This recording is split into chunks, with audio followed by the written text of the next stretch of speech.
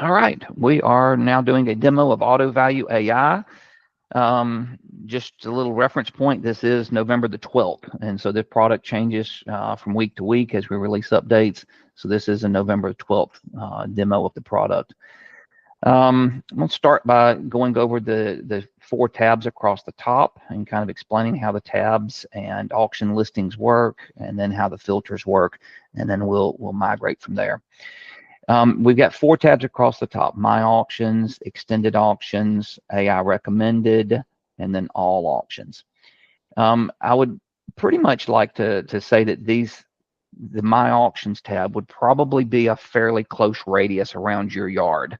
It may be 50 miles for you, it may be 100 miles, some guys it's 200 miles, but those would probably be auctions that you work on a regular basis, where that you can actually hit the My Auctions tab, and those auctions that are showing up in this drop down here are somewhat close to you. This guy's actually in New Orleans, buddy of mine that lets me use this for demos, and so he is in New Orleans, and so he reaches as far out as Houston to buy cars.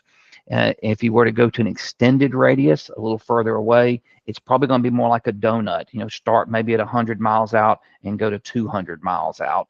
And I think he's got some stuff set up a little further away, and so Memphis, Tallahassee, etc. And so you can see that those would be a little further away. These are configurable inside the settings page, which is accessible from the menu and go into settings here, and we'll show that in just a minute or two. The AI recommended is probably a confusing term, but I like to think of it as an extra large donut.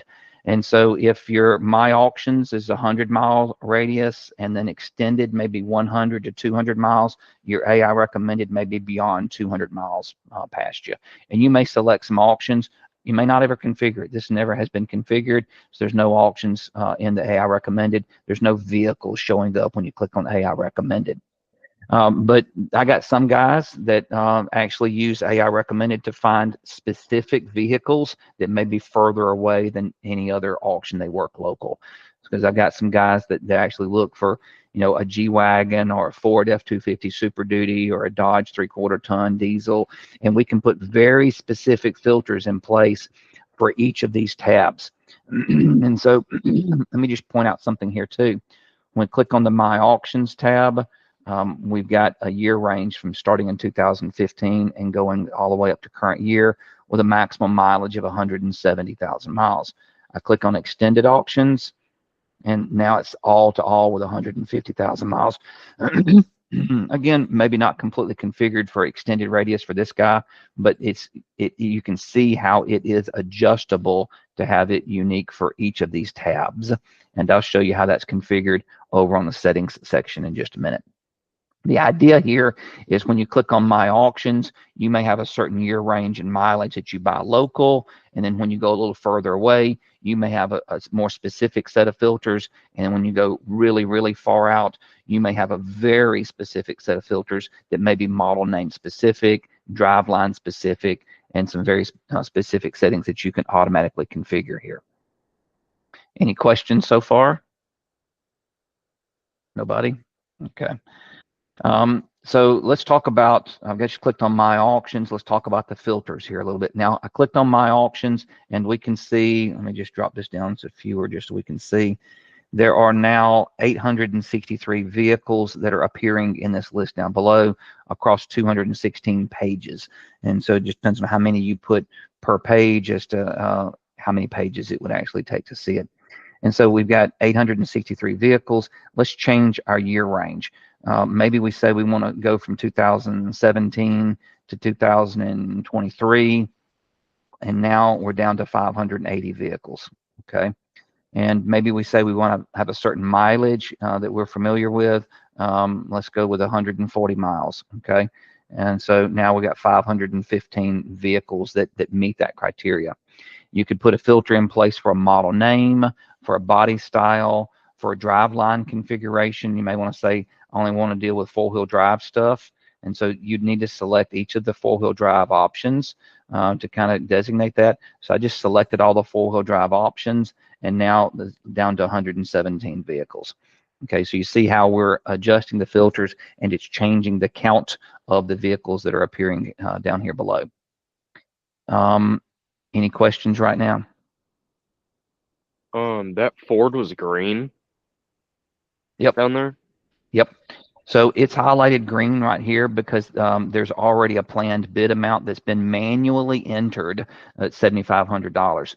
And so we can click on this row and actually go to the detail page, and we can see that there is a planned bid amount that's been entered for $7,500. Gotcha. When you enter a planned bid amount, it will automatically populate on the summary page. So we've got a summary page and we've got detail pages.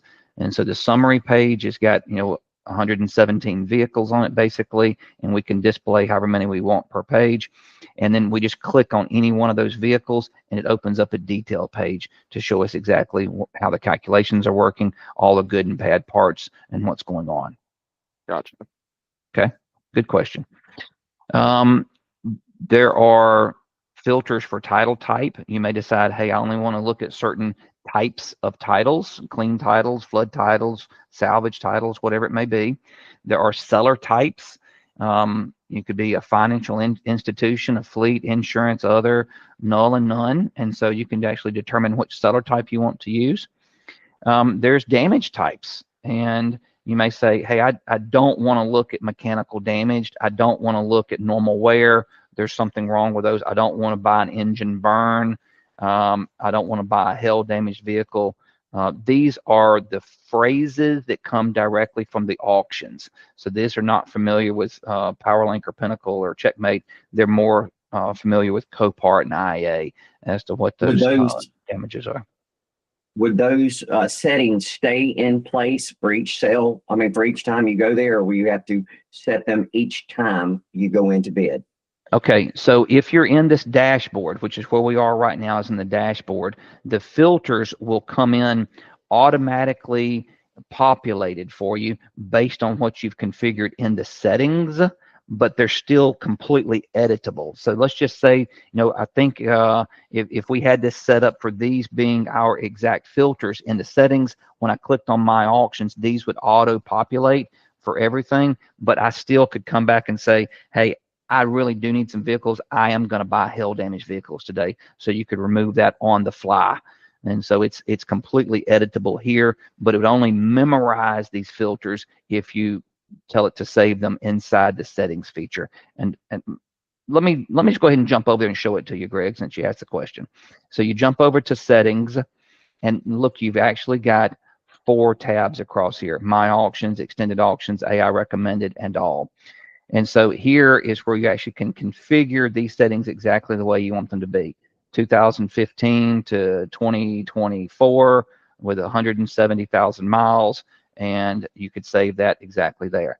And then when you get to extended, you may say, hey, for the extended auctions, I want to be 2017 to 2024, got to be under 110,000 miles, and I want to be 4-wheel drive vehicles only, and all-wheel drive vehicles. So now I've selected all my choices there, and my damage type, I don't want mechanical, I don't want burn, I don't want normal wear, I don't want engine burn, and I don't want hail.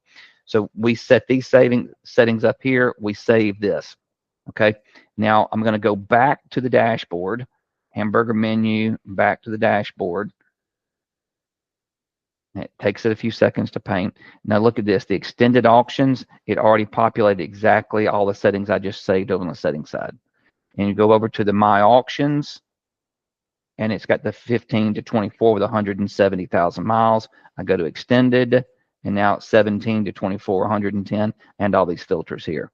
Does that answer your question there, Greg? Yes, I specialize in trucks only, so I don't have to put in the drive type because I'm going to be buying all types anyway. But I want to be able to exclude damage type. That's possible, correct? Yeah. That's the damage type. There will be that mechanical or burn or Right. normal wear or whatever. And you've got a multitude of choices. Again, these are coming from the auctions. And so, and you'll see that some of them look redundant. And so there's another one down here that may say hail. total burn. It's because they come from different auctions. Different auctions, IAA may use one that just says burn. Copart may use one that says total burn. And so that's the reason that they may seem redundant. So be sure to scroll this entire list to see what you may want to exclude. Okay. Answers my question. Thank you. Okay.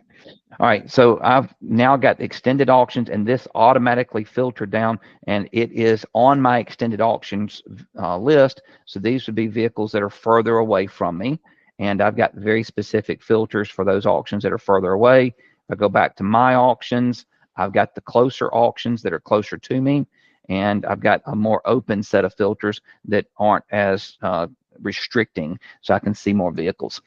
So again, you've configured those different settings as to what you want. You click on the tab, you've got every auction there, and you've got all the filters in place, and you may say, I only want to look at auctions that are occurring tomorrow. And so you could choose tomorrow's date, and now you're only seeing auctions that are happening tomorrow. So here's the auction date. They're only happening tomorrow. And this is the distance that particular auction is from my front door to their front door. And so you've got those ability to see those there. But look at this. We've got an IAA. IAA is right there in Longview, but we've also got a Copart auction in Memphis, Tennessee, and there's a little bit of difference there. So these auctions are actually showing up on the same screen here. And so, and you may decide you want to actually look at a single auction at a time. You could choose one of those auctions to look at here and choose that auction and that auction date, and it would only show you those vehicles at that particular auction. But we have found that because so many people are working so many auctions in a radius around them, they're leaving this set to all auctions and then just simply choosing tomorrow's date, and then they can work on a list of vehicles that's got everything that's selling tomorrow. It's down to 32 vehicles. It's now filtered this list of vehicles down to 32 vehicles that are selling tomorrow that we are interested in, because it reaches all of these criteria we've got of 17 to 24 model, 110,000 miles, and all the four-wheel drive and excluded damages here. Any questions on any of this so far?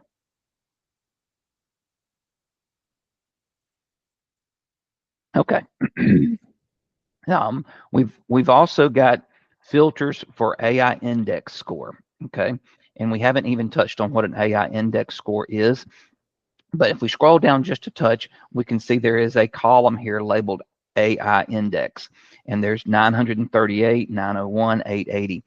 These vehicles have been fully analyzed using the artificial intelligence to determine the good and bad parts on the vehicle, using a VIN decode to determine all of the correct interchange numbers for the vehicle, and then querying your Powerlink, Pinnacle, or CheckMate system to determine your level of need for that particular part, along with how much you would price that part for.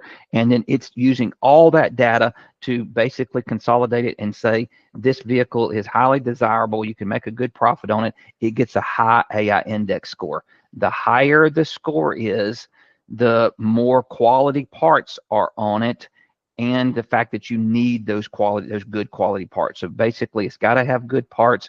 It's got to have stuff that you need, and actually there is a feature that's actually looking at the value of each part. The higher the value of the parts, we're going to ultimately end up with a higher AI index. So the highest scoring vehicles here probably are not vehicles that we as an industry can go buy, because they're probably going to be repairables. So let's just look at this 938 points. I'm going to click on this picture right here. And so it does have a little bit of damage there, but it's one that will probably end up a builder trying to buy and just put a bedside and two doors and a rear end on it. And so you see, the higher the point is, you get to some that are 1,100, 1,200 points. Those are almost always going to be builders.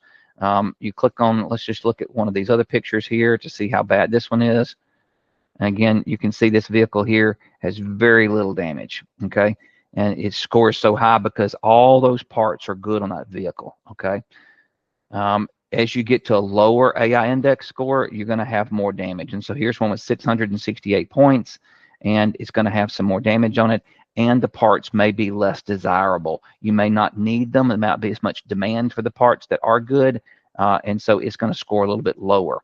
And so there is a range, and it's going to be different for different yards, but there is a range that you're going to find is a niche area where you could actually buy those vehicles and you like them. And so that you may end up creating a minimum AI index score of, let's just say, 450 and a maximum AI index score of 850.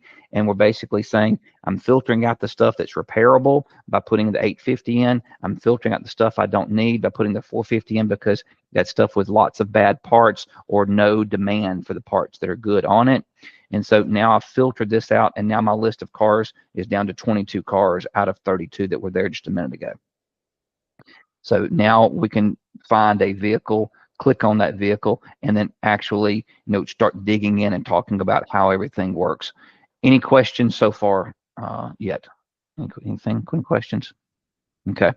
Now I just clicked on that Buick Enclave, and I just want to touch on one more thing. You've already seen me click on the pictures and look at the pictures here, but you also can click on this lot number right here, and it takes you straight to Copart or IAA or Peak or whatever auction you may be working. It takes you straight to their listing, so you can place a bid on that vehicle. Now you would be logged in. I'm not logged in right now, but you'd be logged in and could actually place a bid on the vehicle. We do not, our system does not place the bids on the auction website for you. That's still a manual process. You're still that human in the loop to validate that you agree with what the recommendations are, and you have to go place those there. But you can get to that by clicking here on this lot number here. You can see the pictures directly just by clicking the picture icon there, and you can scroll through all the pictures very fast. That's what they look like.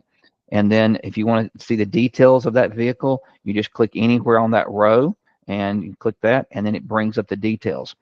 Now, once you get the details brought up, you can click on the pictures and look at the pictures in more detail. Since we're on a detail screen here, we may want to actually slide this over to another monitor. So we could slide this to another monitor and then scroll through those pictures from that other monitor. And so if you wanted to do that, that is completely possible to do. That way you still have visibility to this page here. So you've got that. And so just to re-say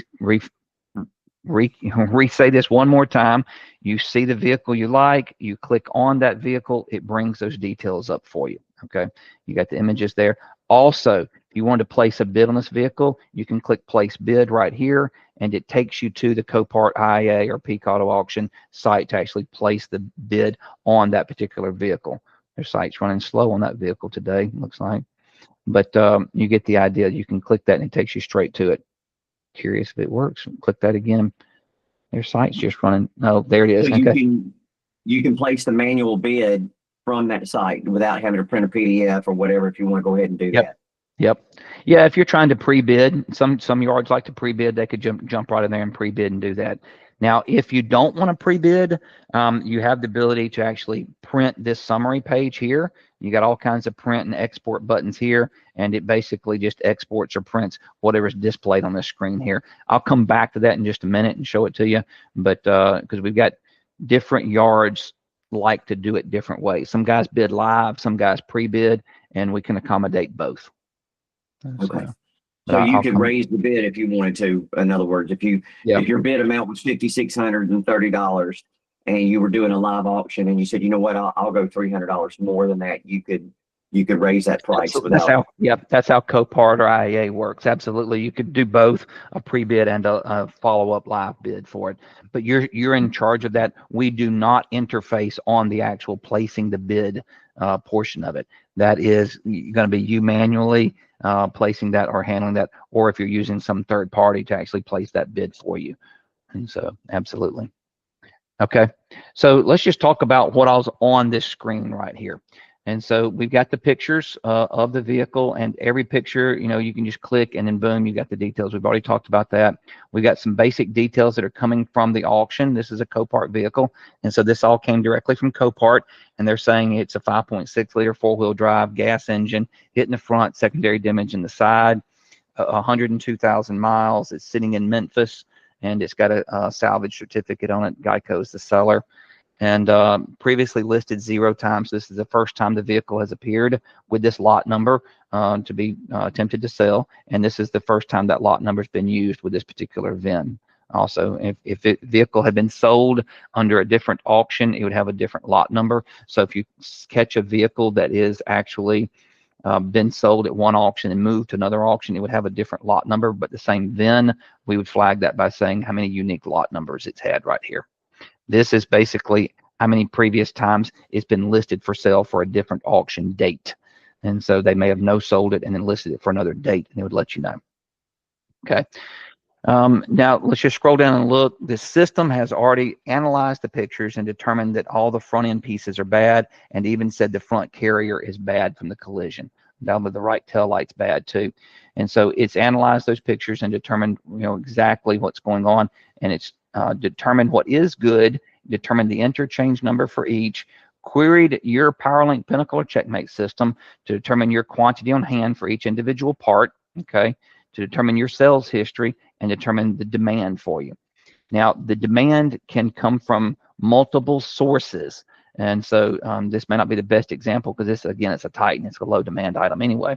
But multiple sources, as in it can come from your Powerlink, Pinnacle, or CheckMate plus 3 other sources. And so it can come from estimates being written around you. If you're participating in certain programs where those estimates can flow in and you have visibility to those, we can take those estimates coming in from body shops and make them appear here. If the general population, general public is doing searches in your area for certain items, those can be consolidated and brought in here. And also if other salvage yards are running locates in a certain radius around you, those can be brought in right here also. So you can get an idea of what the demand is for each individual part, both internal and external to your system.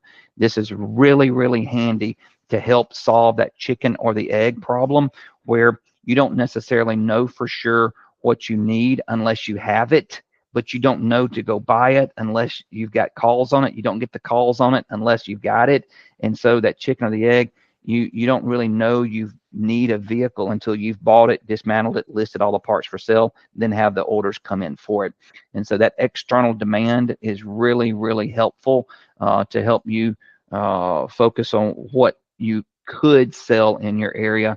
I talked to a guy the other day that's been using the system for a couple of months, and he said, man, he said, I've always been a truck yard. I always bought Silverados and F-150s and Dodge Rams, Ram 1500s.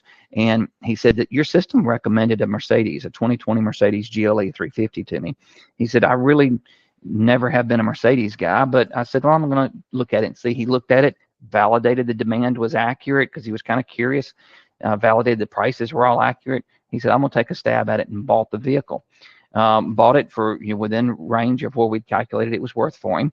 And then he said the engine sold immediately. The doors started selling. He said, I had no idea that I had such demand for all the parts for that particular vehicle had I not got it from your external demand sources that are populated in here. And said he actually got to sell something he didn't even, I got to buy something and then sell the parts on something he didn't even know he needed. So it solved that chicken or the egg problem for him. And that's accessible for anybody else that needs that. We can accommodate and make that work for you. Questions on that demand? Okay. All right, the next 5 columns. All right, the next 5 columns are coming out of your Powerlink, Pinnacle, or CheckMate system. What is your standard price? Standard price could be, in Powerlink would be a standard wholesale, in Pinnacle would be standard B, in CheckMate would be price book price. And so that standard price is kind of what your standard prices would be for that particular interchange number in your YMS. Average sell price would be, if you've sold one of these in the past 90 days, how much did it sell for? Average asking price would be if you've got one in stock. And so we've got one in stock here. What are you asking for it? You're asking $250 for it. Got another one in stock here on this rear door, and you're asking $185 for it. And so you can see it's only populating the average asking price for ones that you actually have a quantity on hand of. Okay. The Einstein price would be if you're subscribing to the Einstein pricing tool and you have that part type activated, it would run that part through the pricing tool to say, what would the system price this part for today based on your settings for that part type? And then lastly is an average regional price. So we're running a locate around you to say, what is the average asking price from other salvage yards in your area? And so when we're populating that, you can see gets a population for every single part. But the others, you're not necessarily sure. And so, but we know this gets populated for every part because we're running that locate to see what others are asking around you.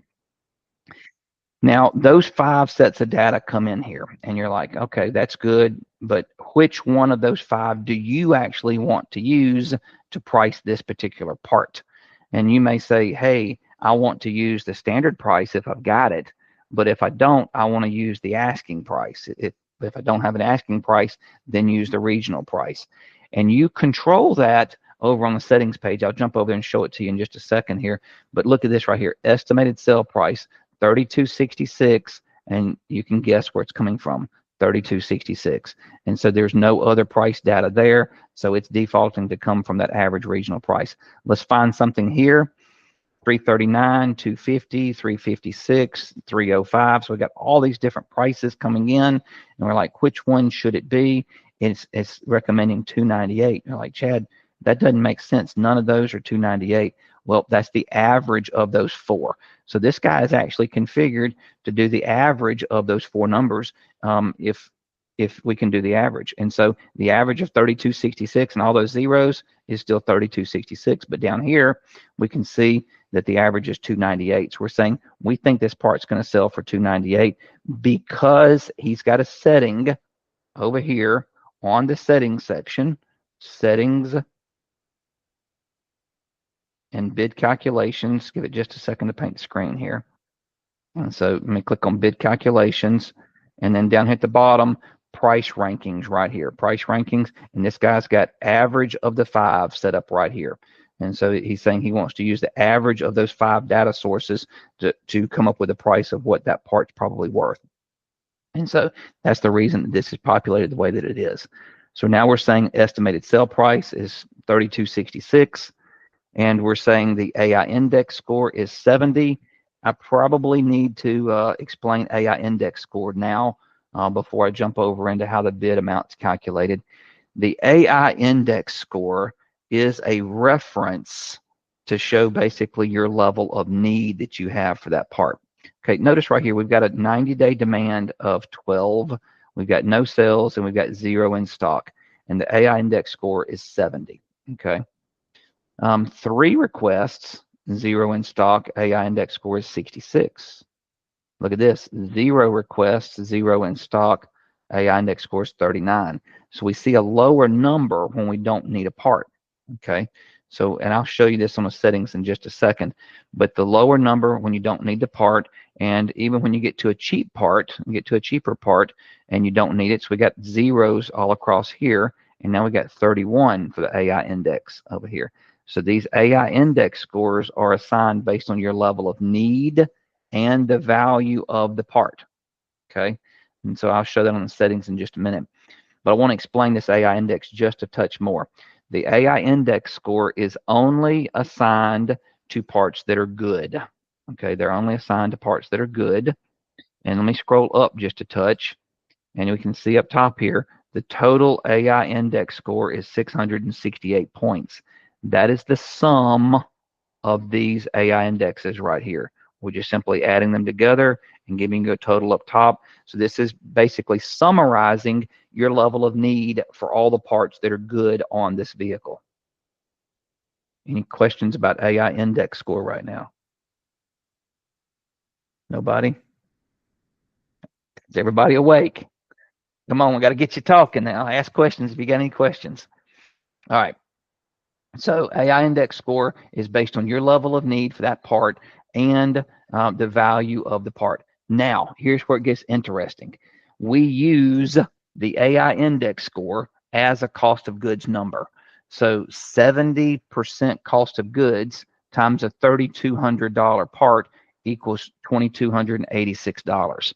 So we're saying we want to bid $2,286 to buy the engine because we want to put a 70% cost of goods in the engine to try to buy it, okay?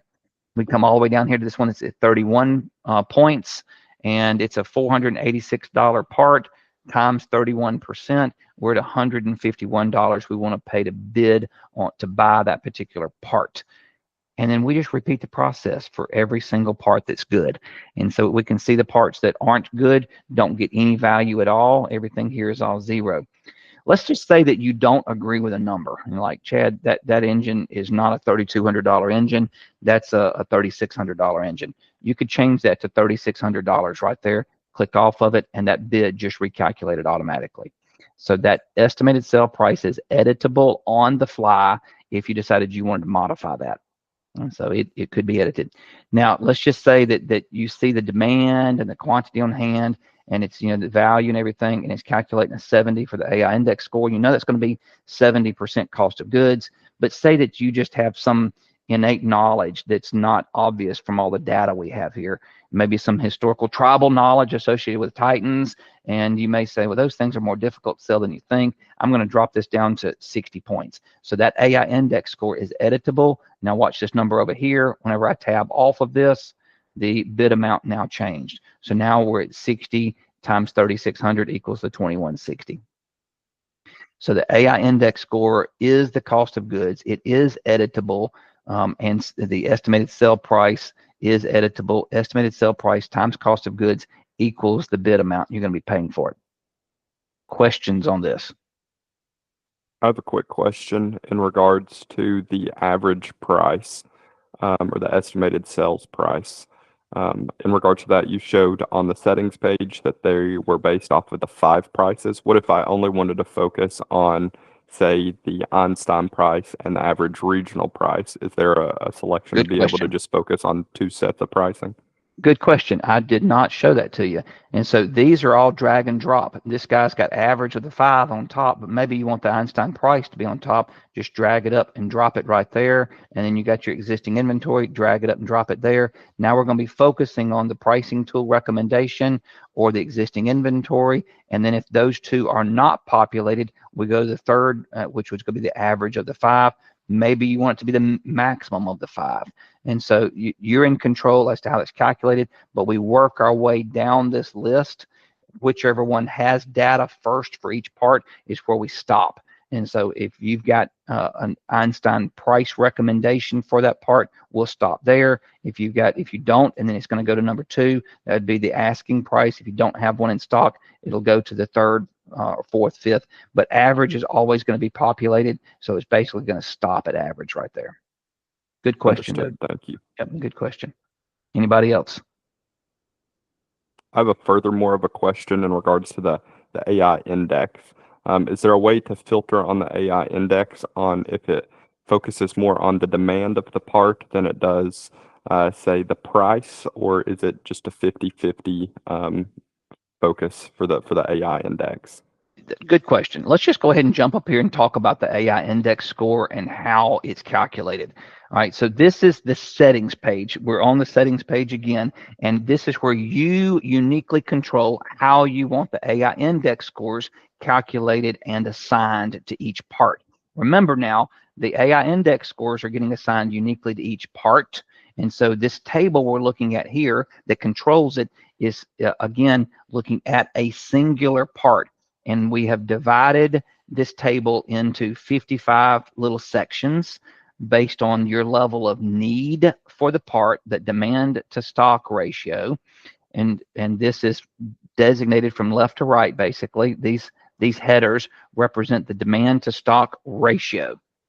We're saying if you really, really need the part and you don't have inventory in stock to cover it, you're going to probably be over here on this far right side where your demands are 2 times greater than your in-stock quantity on hand. Okay. The opposite in the spectrum would be maybe you've got some parts in stock and you've got 0 demand for it. And so you get 0 demand, but you've got parts in stock. You don't want to buy any duplicates. Okay. So think of this table kind of running from I do not need this part at all the way over to I need this part in the worst way. Okay. So you got a level of need represented from left to right. And now from top to bottom, we've got a representation of the value of the part. And so how much is that part worth? And do I want to assign a different cost of goods number based on a different price point of that part? Again, let's go back over here and look. And we see 31 points, 39 points, 57 points. These are different based on that level of need, that demand to stock ratio, coupled with what is the value of the part. And so we're basically taking that value, taking that demand to stock ratio, and then we're coming back here and we're saying, where does it fall on this table as to what we should assign to it? Now, this table is completely editable. Now, I've seen in different parts of the country, I mean, we've got 100 users or so now on the thing, and I've seen these numbers vary based on regionality. You know, California guys are stronger. Some guys up Great Lakes area are stronger. The guys in the South are a little bit weaker numbers because the cars bring more in different areas of the country. And so you'll see a little bit stronger numbers. So these numbers are all editable as to what you want your cost of goods to be for each individual level of need coupled with the value of the part. So you can edit these individually. You could change this to 48 points right here. You could change every one of these individually, or if you want to get faster with it, you could just use this adjust all feature right here and say, hey, just pay attention right here. This one's at 70 right now. This one's at 48. Watch what happens when I hit +1. Everything went up by 1. Now we're at 71. Now we're at 49. These were at 0. They went to 1. And so I keep on hitting the plus sign. And so now I've just run my prices up by 5% because I've run up my cost of good numbers by 5%. And so I've run those up. Now, these are more in line with what we'll see in some parts of the country. And then when you get to other parts, they may even be a little higher. Okay. Now, every yard has unique settings. I'm not telling you what's right or wrong. I'm telling you that this is where you control how these values are placed on these individual parts. And because they're placed on each individual part, as you sum them up, this ultimately is your bid. You're going to be trying to have a landed bid for that particular car. And so if you need to have a higher landed price, you would run those numbers up on the AI index scores. If you want a lower amount for the landed price, then you would in turn run these numbers down to be a little bit lower. I'm going to put them back to where I found them. And so now this guy's got everything zeroed out on this bottom row. Part value is less than $100, and they're all zeroed out. Well, guess what? He doesn't sell parts for less than $100. And so why would he want to buy anything if he knows he's going to sell it for less than $100? So don't put any money on the cheap stuff if you know you don't sell anything for less than $100.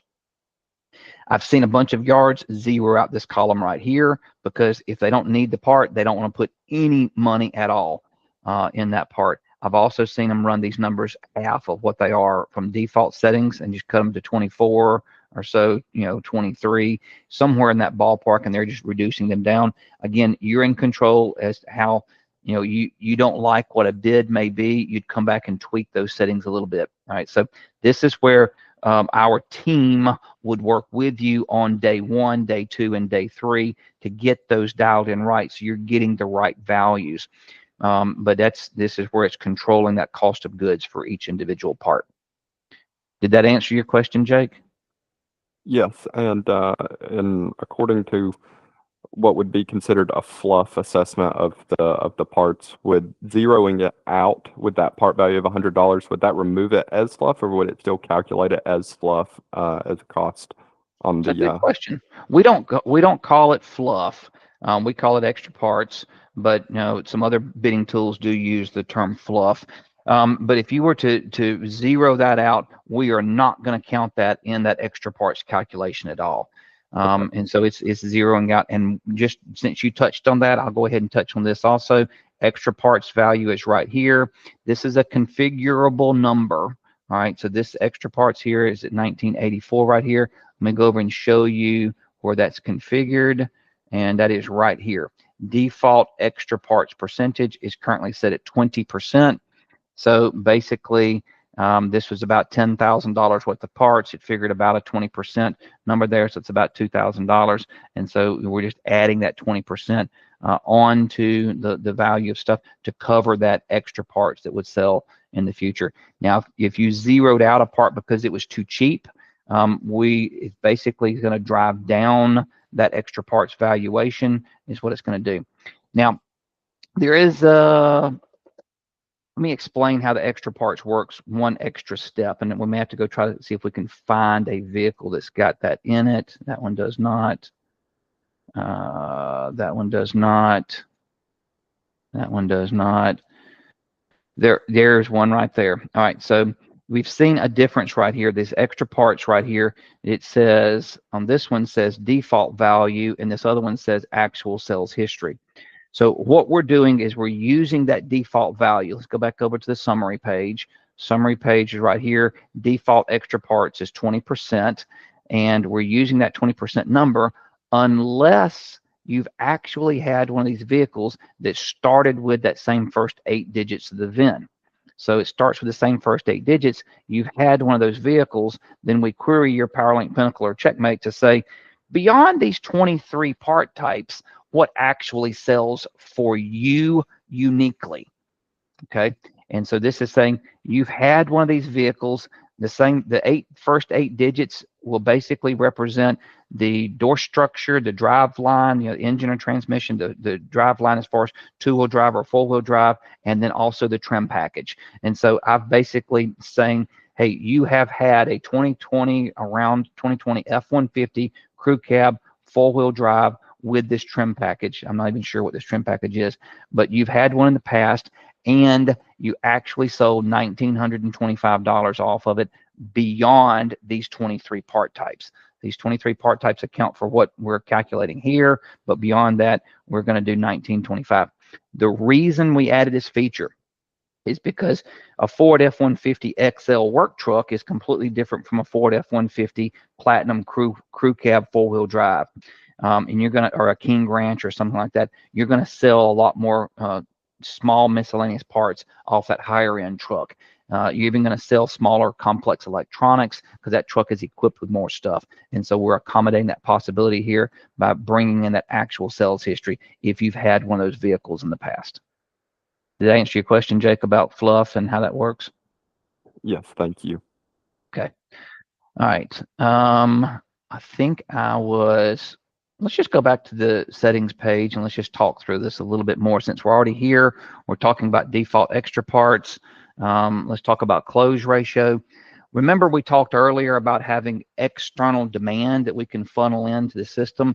We need to basically convert that external demand into potential number of invoices. So we're basically saying, hey, how many lookups do you have to have in order to get an invoice? What is that ratio? So you got to determine that uniquely for your yard as to what that is, and then you set that number to what it needs to be.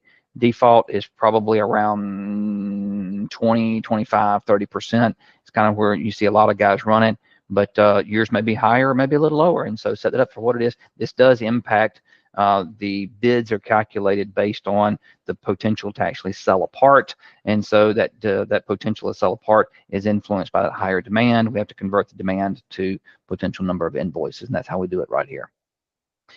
All right, next settings we've got here is a negative adjustment to the bid and a positive adjustment to the bid. You may decide that you want to add some to every single vehicle to try to cover the core and crush and scrap at the end of life.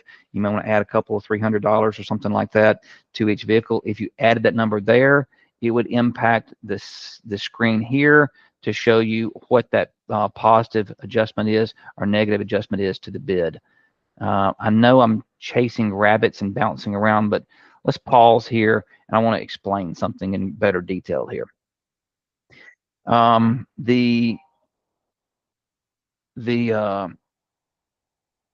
right, sorry, I had a phone call come in there. This has summed everything up for the bid amount and said this is what we need to pay to buy these extra part sales. We need to be a landed cost of $6,200 on this vehicle.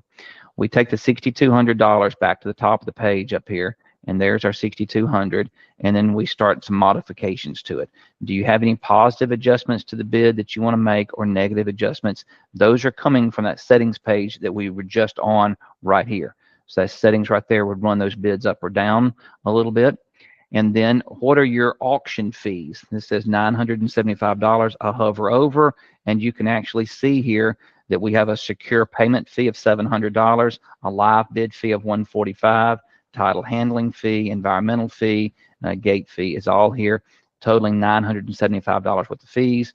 Transportation costs would be how much it takes to move that vehicle from the auction location to your facility. It's a configurable number based on which auction you're buying the cars from. We do the math on that. We're saying bid $51.78 to buy the car.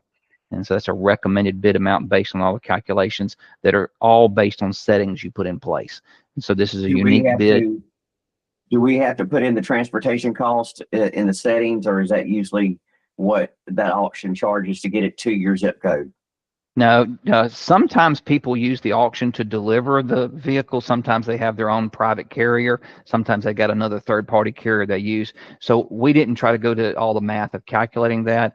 And so actually, when you're here, Greg, in the auction groups tab, and you've got, let's just bring up the My Auctions area right here, and you've got stuff in New Orleans, it's 26 miles from your door to their door, and you have to put a transportation cost in right here for that particular auction. And so you got the ability to put a transportation cost in for cars and for trucks uniquely, because IA and Copart started getting funny about loading trucks. And so it may end up costing you more. Here's a good example here. Actually, these are defaults, but $100 here to come from Baton Rouge, $150 for a truck to come from Baton Rouge. And so we can see here, we can actually account for a higher fee for a vehicle coming from a different auction, and also account for it being a truck versus a car. But you have to do that manually here on the settings page right here. This is the settings page under the auction groups. We actually are controlling how, if that auction is appearing in your My Auctions tab, your extended auctions, or your AI recommended auctions. They're all, you just check boxes here. I'll come back to this in just a minute to cover that. I think I was over here and we were talking about the recommended bid amount right here of the 5178 and how that's all calculated. Questions so far? Anything else? Okay. Now let's just stay here for a second. I just want to touch on this. I know I'm bouncing back and forth again, but it's just a good point where I am to show this. Say we're looking at this vehicle, it's recommending 5178. We look at it and we ultimately say, hey, I'm willing to bid $5,000 for it. And so we then need to save that change. So we click Save Change, and then we could click OK to bid to say that that vehicle is now ready for us to bid, and we could put $5,000 in it. Okay, so that is a way to do that. And then whenever that vehicle is displayed over on the auction dashboard, it will, let's just look at bid status, OK to bid. And there is that Titan right there. There's our $5,000. I think, Ryan, you asked earlier about the green, because I just put that planned bid in for that $5,000. It highlighted this whole row as being green to let you know that's one. And the status is there of OK to bid. And I just filtered based on OK to bid so I could find the vehicles I'm ready to bid on. And so that's how you'd actually do that. And you could then print that list out. If you've had multiple vehicles that you wanted to bid on, you could print that list out then just by clicking one of these buttons here. The same place when we're over here, we have the ability also to filter out a vehicle or to add a vehicle to a watch list. And so let's just say that we're looking at the vehicle and it's one that we determine is going to be a repairable piece, and there's no way we could buy the vehicle. You may want to filter it out just so it completely disappears off the list. You could do that. If you do that, that vehicle then would be appear in this filtered out section here. And so I clicked on filtered out, and there's that vehicle right there. And so, but you could filter it out. Also, you've got the ability to filter out right here with this plus or minus. And so go back to the bid summary here, and you got a minus to filter it out. Go back to the filtered out, and you've got a plus to put it back in the list. So I just clicked it, and now that vehicle is going to be back over on the bid summary over here. When you come back over to it, and I got to find it again, it filtered differently, but it moves it whenever you change that. Okay, so you include or filter out is there. And you've got a button here to add to a watch list also. So if you add a vehicle to a watch list, then you could go to the hamburger menu and go to watch list to actually find that vehicle. So there's that Titan that's on the watch list, and you've got the ability to change the the status to bid on it or whatever up here. Let me touch on these two because they're in 3 different places on here. Here we've got analyzed, excluded, OK to bid, bid placed, 1 pending, 1 final, and lost. So these are tabs for you to be able to basically allow somebody who may be previewing a vehicle for you to give it to the buyer that says, hey, we're OK to bid on this vehicle here.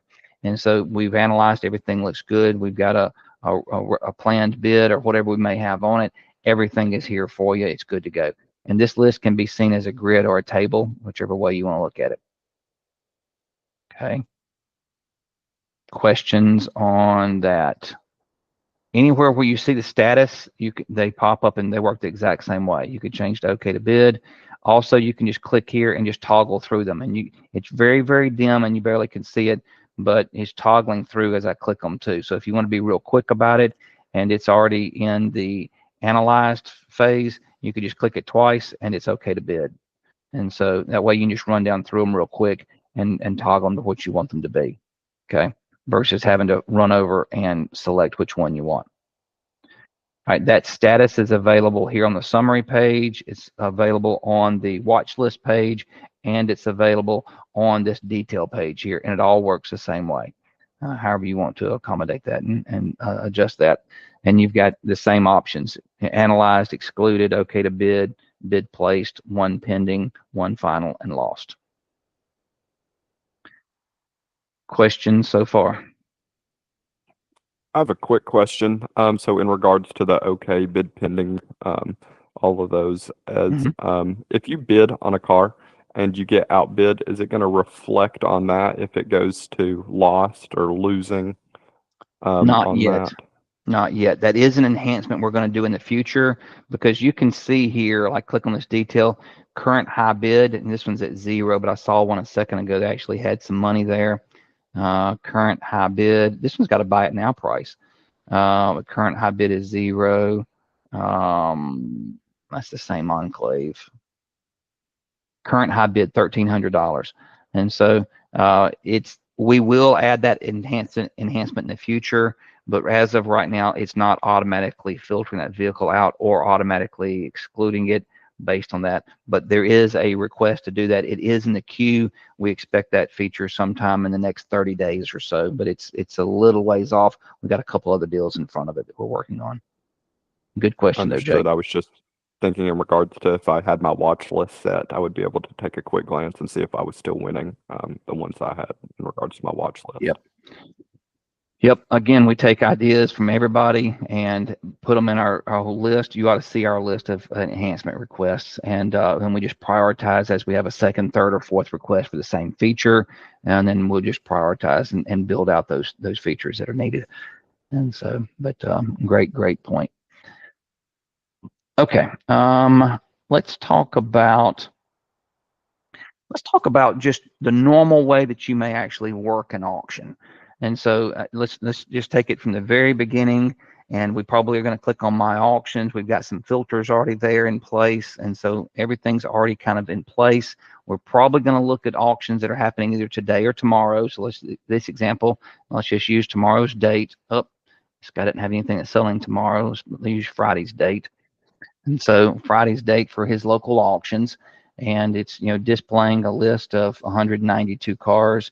And then again, we've already talked about minimum and maximum AI index scores. You may decide you want to go between 400 and 800, and so you could actually choose those. What did it do?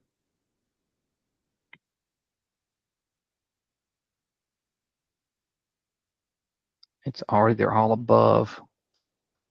I think you I had got them flipped backwards. I got them backwards, didn't I? And so between 400 and 800, got them backwards there. So now we've filtered the list down to 127 cars that are selling on Friday that meet this criteria. Maybe you decide, hey, I want to do something a little bit different. I want to just focus on a little bit newer car. As I've got some extra money, want to buy some nicer stuff, and I change this a little bit.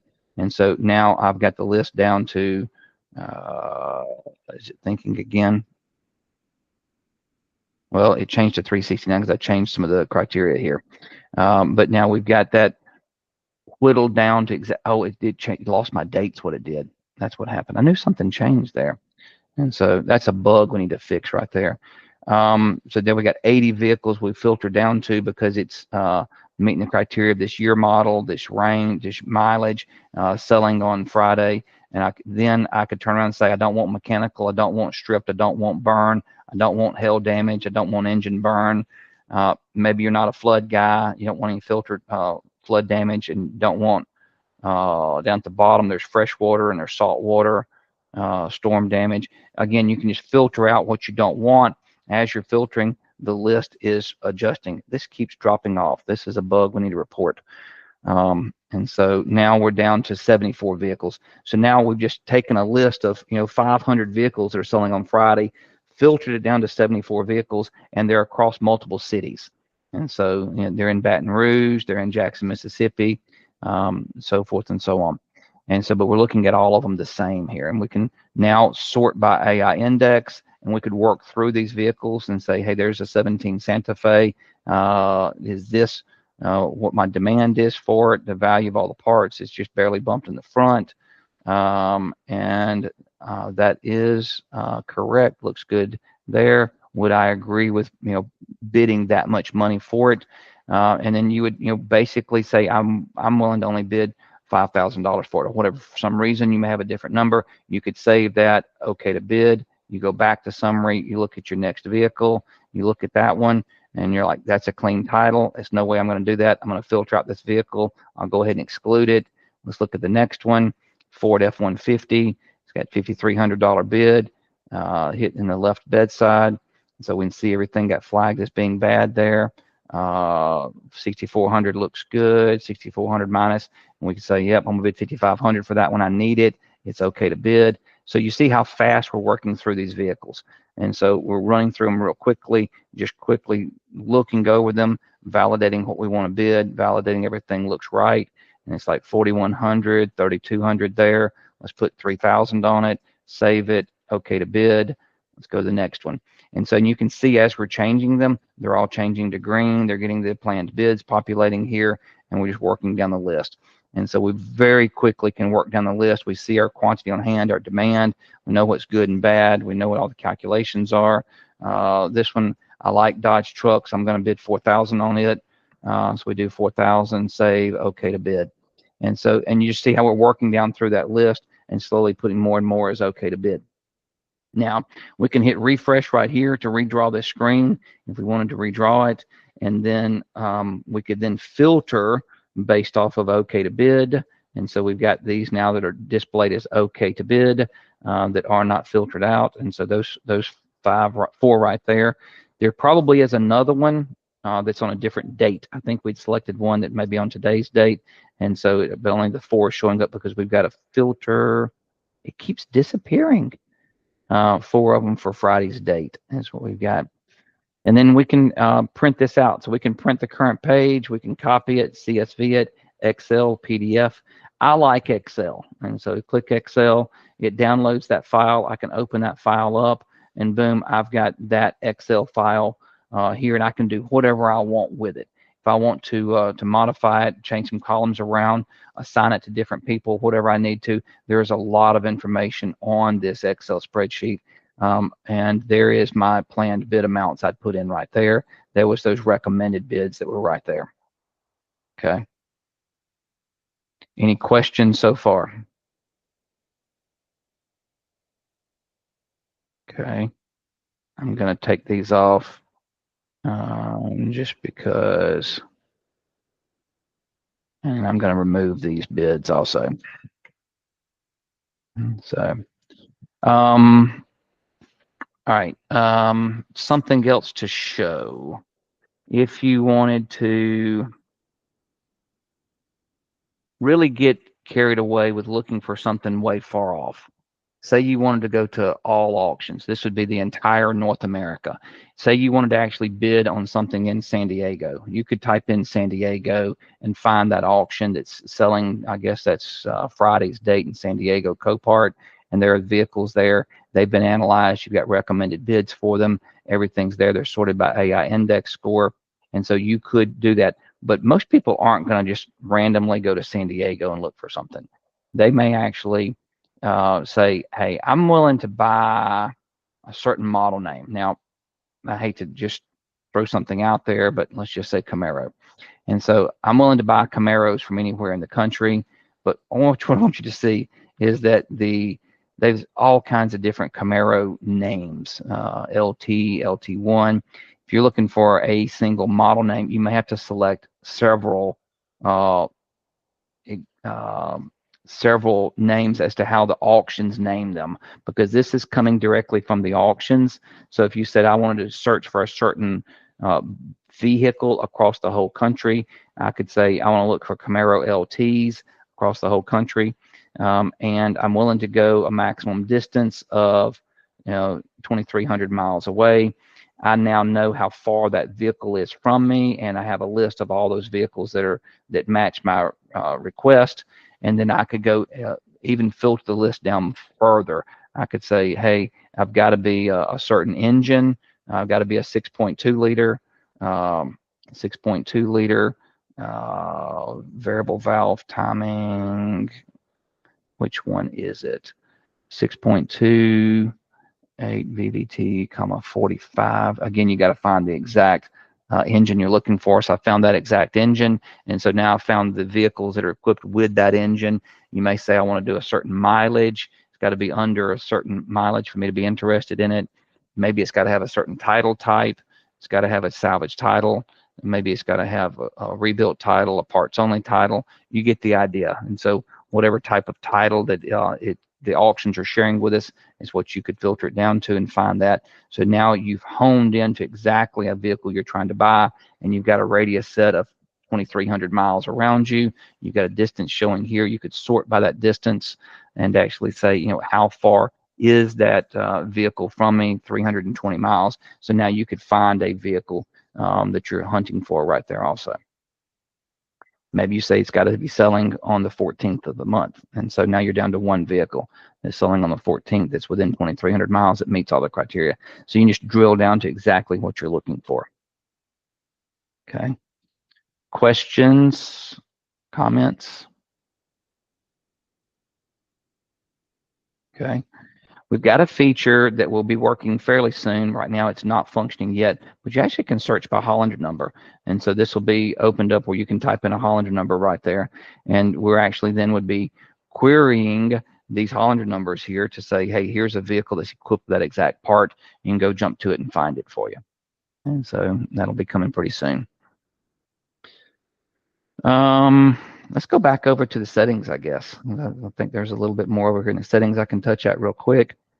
Because the auctions charge different fees, we have settings based on if you're paying with wired funds or with check, if you're bidding live or pre-bid, if you're a standard volume or a high volume, proxy bid or live bid for IEA. Now, as we add more auctions, there'll be additional tabs here, so you can actually select the corresponding questions for how you want us to calculate the fees for each individual auction. Okay. We talked about demand coming from external sources. If you want it to come from your local lookups only, you would choose this button. But if you want the external demand, you choose this button. If you're Canadian and want distances displayed in kilometers, you could choose this. We've talked about auction groups a little bit and how they work. We did not go into details on this, but let me just show you. Typically, this is sorted by distance when you very first bring it up, and then you just check the boxes as to which ones you want to be considered for the My Auctions tab, which ones for the Extended Auctions tab, and then which ones for the AI Recommended. And again, everything's just like radiuses from you as to how you may want that to work. And so you can select which ones you want to appear in which tab, and again, that corresponds with these tabs up here at the top as to how you want that to work. This is the distance that vehicle was located from you. For the remote storage lot where it's stored is 26 miles from you. And then this next setting here says apply rust discount. Rust discount would be if you're buying from an auction that's up north and you know those vehicles may have rust on them, you may want to apply rust discount to that particular auction. And so this would not be used on anything in the south, of course, but you get up in a rust belt area where you have lots and lots of rust, you may decide you want to apply a discount to rust. And then you can go over to the exclusions tab here, scroll down to the bottom, and then you've got discounts here that you can put in to discount for the rust based on the age of the vehicle. As that vehicle gets a little older, you can discount for rust a little bit further, more and more, I mean. Questions on rust discounts? Okay, I'm gonna go back up and just touch on a little bit more. Here we talked about each of the tabs it would appear in, the distance, the rust. We talked about the transportation costs. We've talked about bid calculations and everything on this page, AI index scores, prices. We've covered all of that. Here is where it gets interesting right here. Okay, so this section right here is how we can exclude or devalue parts when certain things happen. And so we've got some guys that like to discount parts when they have an excessive quantity on hand. They may want to zero out a part completely. They may want to have a 50% valuation. So we've got a setting here that says when quantity on hand is greater than or equal to X, then reduce the value of the part by Y. Okay, and this is completely adjustable however you want it to work. We've seen a lot of guys use 3 and then a 50% discount for major mechanical parts, and so each part type is configured uniquely. We've seen some guys devalue front bumpers because they get damaged in transit. We've seen some guys do sheet metal, like it when you get to 5, do a 50% discount on sheet metal. We've seen guys, here's a good example, quarter panel. You've already got one in stock, discounted 100%. So I don't want to put any money in the quarter panel. I've already got one in stock. Front doors, we've seen a lot of guys, hover those around 5 and then discount a little bit whenever you get to that. Again, I'm just throwing some stuff in here just so you would have some idea of how it works. Yours maybe you may want to do something a little bit different. Rear doors, maybe something similar. You got 5 or more of those. You may say rear doors, you may say 4, because some of those rear doors just don't sell as much, and so you want to do a discount on them that may be a little bit more aggressive because they're not going to sell. Those rear doors are slower compared to front doors, and again, that's just from historical knowledge of whatever you may be familiar with. Save those settings. Now the system then is going to devalue parts as you have excessive quantity on hand because you've configured these settings this way. Questions about discounts based on quantity on hand? Does these discounts directly affect the AI index? Yes and no. And so because we're discounting the value of the part, it's going to fall into a different tier. And so you may fall into a different price point. Remember, we had the different price points here on the bid calculations. If you do a 50% discount on a $2,500 part, it's going to fall in a lower tier. So there you're going to have a little bit lower AI index that is assigned to that part. So it's a subsequent second tier effect, kind of. Exactly. That's a good way of doing that there, Jake.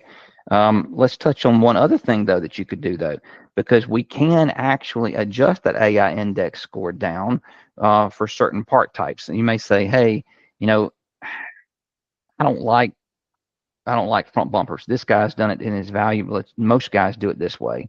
Most guys would say, I don't like front bumpers because they all get damaged. I don't like rear bumpers because they all get damaged. You bring your AI index score down right here for those part types, and then every single front bumper and rear bumper would now get an AI index set to it that's 50% of what it would normally be. So let's say it's supposed to be 60 points, it would drop it to 30 because that's a cost of goods number. It now becomes a 30% cost of goods, letting you just put numbers on the rebar on the bumper only because the cover may be getting damaged in transit. But then I've also got direct. Go ahead. I was going to say, so you can either do a direct effect or you can do a secondary price effect. Yep. Then I had a yard come back and say, hey, I don't sell my parts for what they really are worth. I sell them at a highly discounted rate because I like to move my stuff really fast. So we had to add this column here. And this guy then drug all of his numbers down to 80%. Okay. And he says, I sell everything for 20% discount. And so I want my numbers to be here at 80%. So then whenever we're actually calculating over here, this estimated sale price, we're discounting it down by 20% so that we're making that happen for him, so he's not putting too much money in those parts because he may actually discount those parts substantially and he wants to discount them down. And so that is a feature right there where you could adjust those values because you may sell parts cheap. Maybe you're in some kind of a trading group where your parts always get discounted and you only get 80 cents on the dollar and 90 cents on the dollar. And so you may want to slide these over just a little bit. Good question. Okay. So we've talked now about the exclusions. We've talked about how those work. We've talked about rust discounts. We've talked about the auction groups and how all of those work. We've talked about bid calculations and how everything on this page works. I guess the very last thing to talk about is notifications.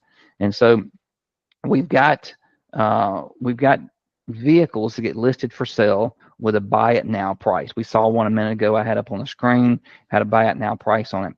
Well, we're analyzing these vehicles for you uniquely within 20 minutes of when they're listed on these auction websites.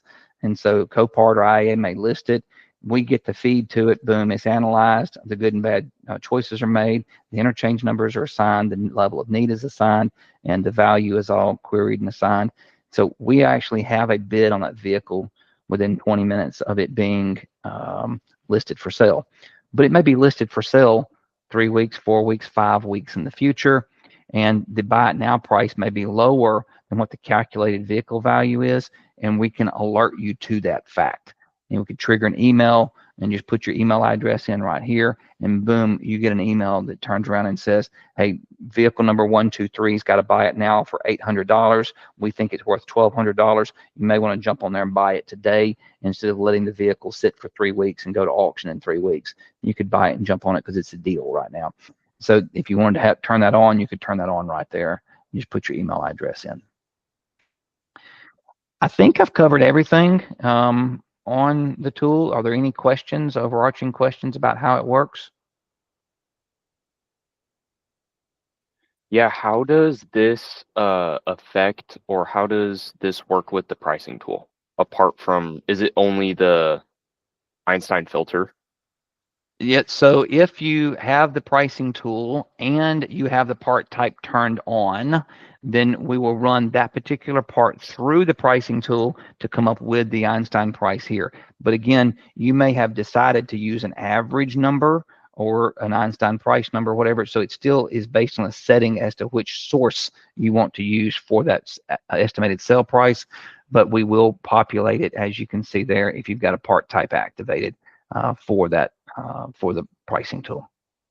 Good question, Ryan.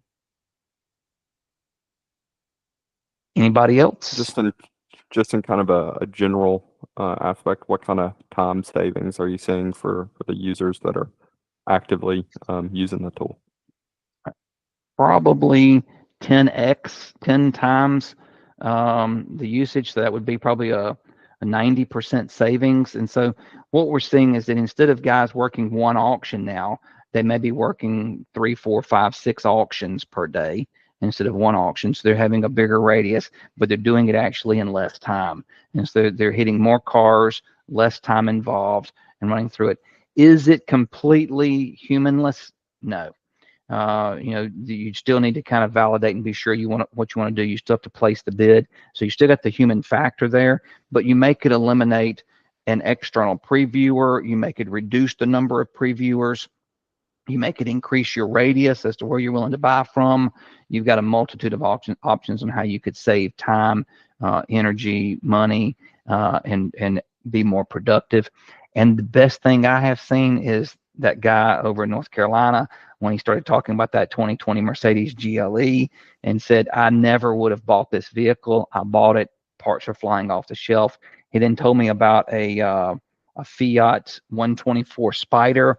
He said, those are ultra rare cars. I would have never, ever dreamed of putting anything on a Fiat 124 Spider. It recommended it had a decent AI index score. He realized there was demand around him for that Fiat. And then he got a little digging in a little bit deeper and realized that the taillights were worth $1,300 each. And he said, I bought the thing for $1,700. And he said, I got $2,600 worth of taillights I can sell on eBay. And he said, then I got the rest of the car, which is bumped in the left front corner. And so he would have never, ever looked at that car because it's outside of the norm, but he realized there was demand for those parts in his area. He bought the car and it's expecting it to turn a really high profit for him. And so we've seen a lot of recommendations for guys that they've never dreamed of bidding on a particular type of car, and it's recommending those for them. Good question there, Jake. Chad, Yes, sir. Chad, my yard currently doesn't have the Einstein pricing tool. Will the estimated sale price go into my inventory buddy so that my inventory guy can price that part accordingly to what the bid amount was showing here on the screen? If it was this car that I won. Well, all right. So let's take that example. And so what you actually would do then is you would come back here, you do all auctions, and you would put in a previous date. And you bought that car that was sold back on the 5th. And so it brings up that particular list. You put in the lot number of what the lot number is, 80374-315, and now you've got that vehicle there, and now you can bring up the details. Now you've got the data there. Then we're adding a button here to actually print this page, and so there is a button coming to print this page so you can get those details to give over to your inventory personnel to know what that vehicle was bought for and all the settings and calculations that were done. This page would be printable. As of right now, that button's not there yet, but I'd give it a week and that button will be there. Well, I plan on getting the Einstein pricing tool also. I just, I know that it would be a great addition to helping me purchase more vehicles and better vehicles. But I was, at this time, I'm not using it. Just Gotcha. wondered. Yep, makes sense. Any other questions on anything? Guys, I appreciate your time today, and I will cut y'all loose, and I'll talk at you later. Thank you. Thank you.